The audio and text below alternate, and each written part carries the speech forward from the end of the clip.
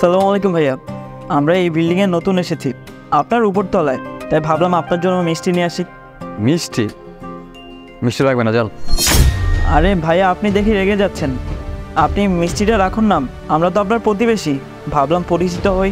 Listen, প্রতিবেশী আছেন, প্রতিবেশীর মতোই থাকেন, আত্মীয় হওয়ার কোনো চেষ্টা করবেন না, যান। ভাইয়া, প্রতিবেশীরা তো আত্মীয় থেকে কোনো জায়গায় কম না, তাই না? আপনার বাসায় সকাল থেকে শুরু করে সন্ধ্যা পর্যন্ত যা যা হবে সব কিছু প্রতিবেশীরাই জানবে। আর আপনাদের যদি কোনো বিপদ আপদ হয় সবার আগে তো প্রতিবেশীরাই এগিয়ে আসবে, তাই না? আত্মীয়রাও তো আসবে না। আরে বাহ, আপনারা দেখছি অনেক মজার মজার কথা বলেন। এখন আমার মাথা না খেয়ে নিচে গিয়ে দেখেন গার্ড বসে আছে, ওর সাথে ফাও টাইম লস করেন, ঠিক আছে? আমি অনেক ব্যস্ত আছি, ফাও আমার মাথা খায় না, যান।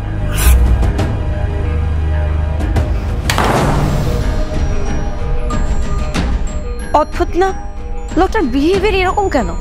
আচ্ছা থাক, বাদ দাও না, চল।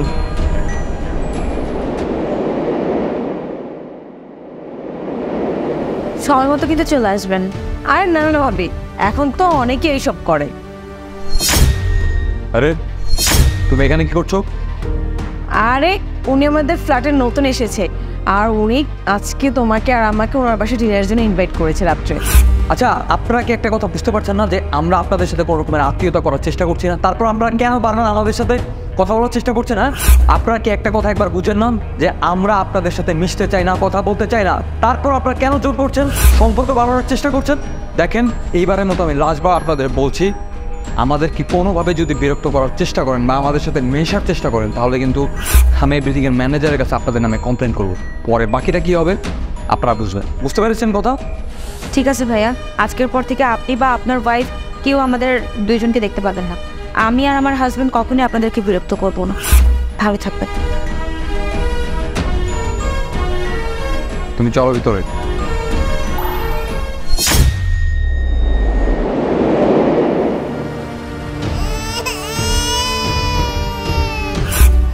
তারা তো এই শুনতে পাচ্ছ? ভাবিদের বাসায় বাচ্চা কান্না করার আওয়াজ হচ্ছে। নিশ্চয়ই ভাবির বাচ্চাটাই কান্না করছে, নিশ্চয়ই কোনো সিরিয়াস ইস্যু হয়েছে। চলো না আমরা যেয়ে দেখি। বাদ দাও তো, আবারও কি অপমান হতে চাও তুমি? যতবার কথা বলতে গিয়েছি অপমান করে তাড়িয়ে দিয়েছে, আর এখন সাহায্য করতে যাব তখন আবার অপমান করবে। ওনাকে তুমি চিনো না? দেখো, আমার কেন জানি মনে হচ্ছে ওনাদের দুজনের মাঝখানে কোনো ঝামেলা হয়েছে। এইসব দেখে আমাদের কোনো কাজ নেই, চলো তো, আসো।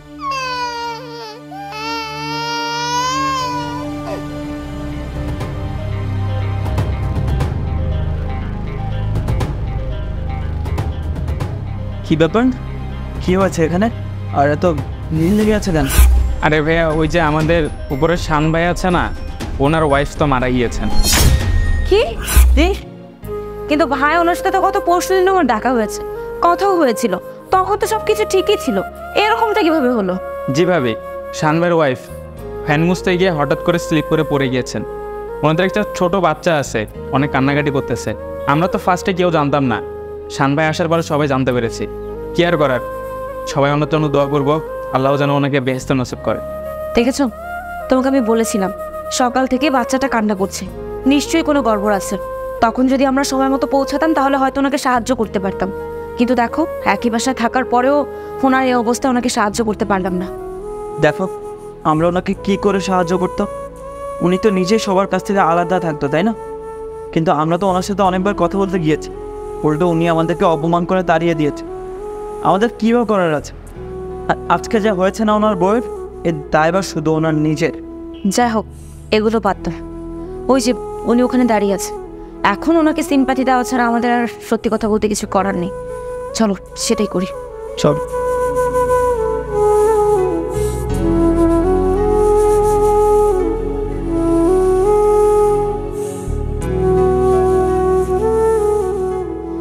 ভাইয়া, ভাবি, আপনাদের কাছে আমি মন থেকে মাফ চাচ্ছি। আজ পর্যন্ত আপনাদের সাথে অনেক মিসবিহেভ করেছি। আসলে মানুষের সাথে মিশতে পারাটাই হচ্ছে সবচেয়ে খুশির ব্যাপার, আর এই খুশিটা থেকে আমি এতদিন পর্যন্ত বঞ্চিত ছিলাম। সৃষ্টিকর্তা আমাকে আবার ভুলের শিক্ষা দিয়েছে। I am really sorry.